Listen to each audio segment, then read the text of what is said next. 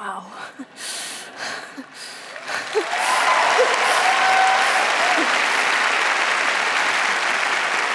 amazing. Hello.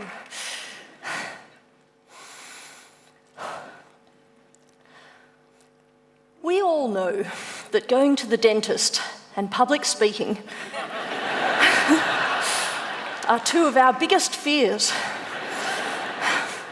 Well, here I am, a dentist, speaking in public.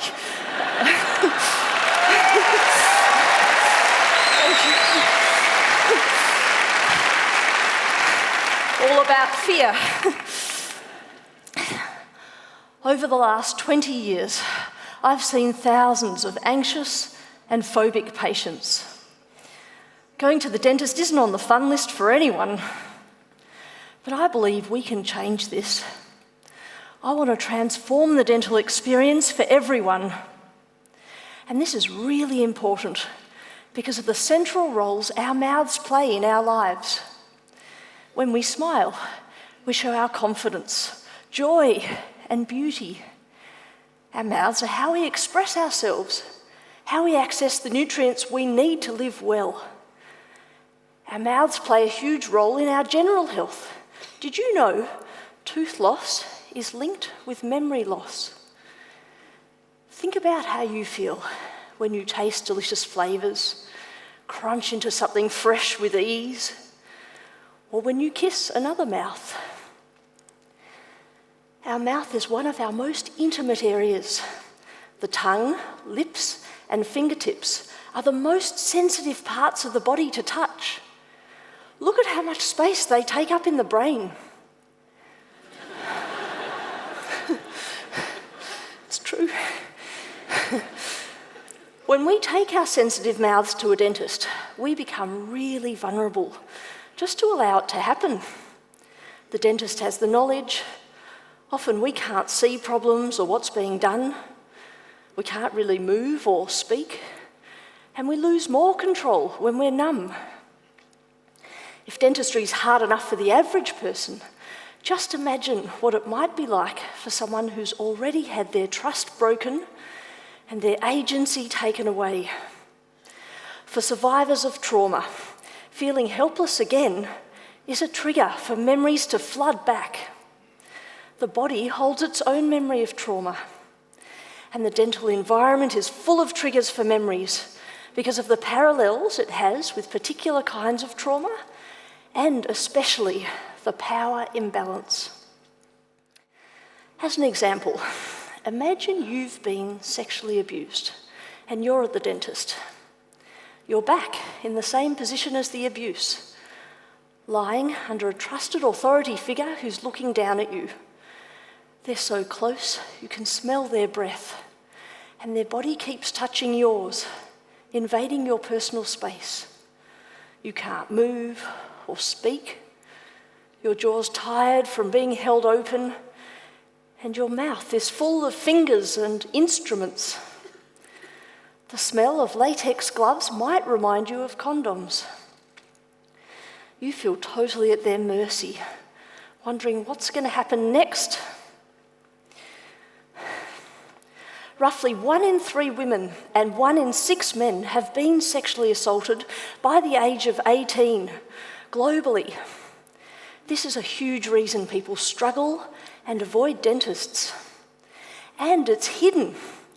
So as dentists, we can often reactivate memories without realising it.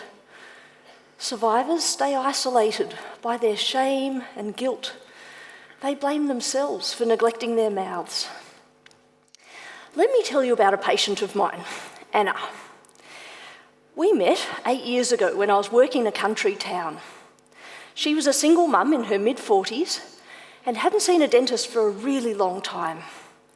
She has a history of severe childhood trauma, which she didn't want to discuss. But she did tell me about the anxiety she had as a result. It was a big step for her to come to the dentist. She usually needed time to settle and emotionally psych up before being lowered back into the chair.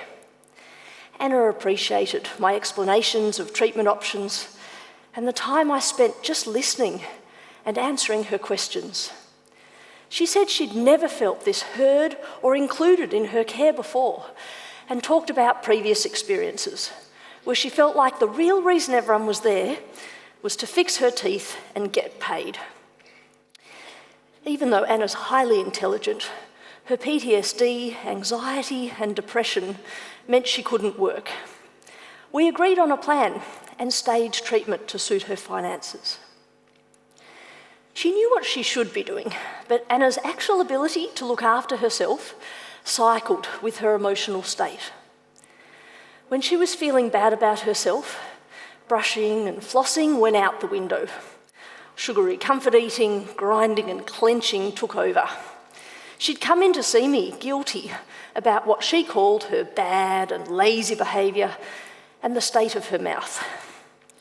It was so moving to watch this burden fall away when I accepted her fully, no matter what she did or told me. Survivors and people in general often carry so much shame and embarrassment about their mouths. When we see them with no judgment, it's incredibly powerful. I asked Anna what could make things easier, and she told me she didn't like the numb feeling from the anaesthetic, so we worked out a strategy. I'd use the drill in short bursts and tell her exactly how much longer things would take. She'd stop me for breaks. She realised that she preferred the discomfort to the anaesthetic and was empowered by how well she coped, by having this control and choice. Working through problems like this together as equal status collaborators. It's incredible what you can achieve over time. This is where our self-worth needs to come from as professionals. As dentists, we need to think about how to be less dominant and give power and control back to patients by considering every moment of our interaction. We need to prioritise the relationship, which is where most dental anxiety lives. This approach benefits everybody. Survivors are just the extreme end of the same spectrum we're all on regarding trauma. We all know what it's like to feel helpless, and fear of the dentist is very common, even in people who haven't suffered trauma. A few months after we met, Anna got together with her first partner in 8 years. Her delight and relief were obvious. She was standing taller, she couldn't stop smiling, and came in wearing clothes that made her feel great. Even though this new relationship ended after a few years, the confidence stayed with her. She started some voluntary admin work, and that led to paid work. Self-worth is critical for survivors to building themselves a better future, and the mouth is so central to this. The smile alone indicates our self-esteem, our physical health, and employability. I remember Anna said to me, "Don't underestimate the impact you can have. You made me realise that I was actually somebody worth taking care of."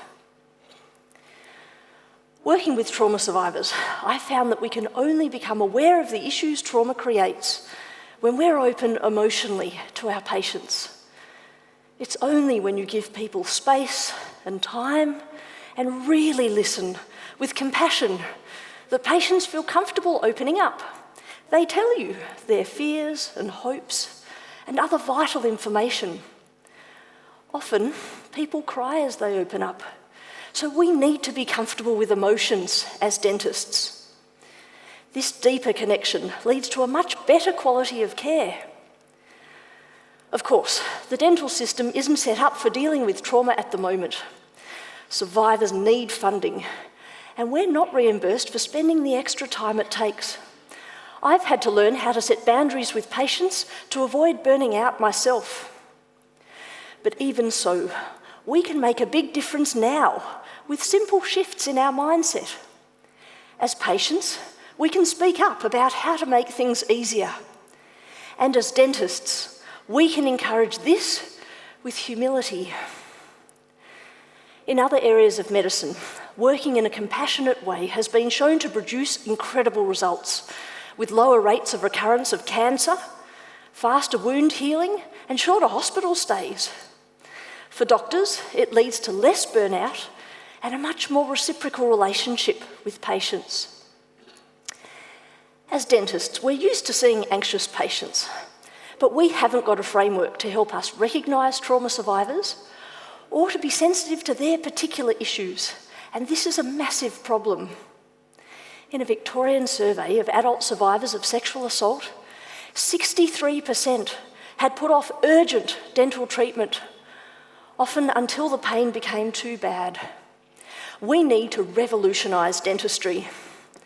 In my practice, I've developed a unique trauma-informed approach. I've also made a series of free educational online videos for dentists and survivors. These are packed with practical tips for dentists that work for me and powerful interviews of brave survivors who share their stories and offer their advice. What we need is for this new approach to be taught from the beginning of our dental training. I'm proud to report that my videos are now being used to train dentists across all of Texas, and they're about to be rolled out to Australian dentists on our continuing education portal.